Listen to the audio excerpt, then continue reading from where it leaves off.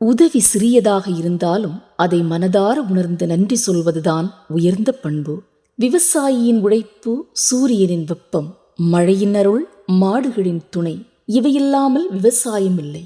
ஒருமுறை உதவி செய்தவர்களை வாழ்நாள் முழுக்க மறக்கக்கூடாது என்ற உயர்ந்த தத்துவத்தை நமக்கு சொல்லிக் கொடுக்கும் பண்டிகைதான் பொங்கல். அதிகாலையில் சூரியன் உதயமாகிறது, காலத்தில் மழை பொழிகிறது, மண் விளைச்சலை முறையாக கொடுக்கிறது. ஆனால் மனிதன் இயற்கையோடு இசைந்து வாழும் வாழ்க்கையை பல நேரங்களில் விரும்புவதில்லை. அதை பாதுகாக்க முயற்சி எடுப்பதில்லை. அதை சிதைத்து என்னென்ன செய்ய முடியுமோ எல்லாம் செய்ய முனைகிறான். மண் பானையில் புத்தரிசி, பால், வெல்லம் சேர்த்து பொங்கல் வைத்து இயற்கைக்கு நன்றி கூறும் உன்னத நாள்தான் பொங்கல். விவசாயியின் வியர்வை நிலத்தில் விழாமல் நாம் சாப்பிட முடியாது. உழைப்பின் பலனாக விளைந்த காய் தானியங்களை பயன்படுத்தி பொங்கலிட்டு அந்த விவசாயிக்கு நன்றி சொல்லும் நாளிது. சாதி மத பேதமின்றி அனைவரும் சமமாய் இணைந்து கொண்டாடும் நாள்தான் பொங்கல்.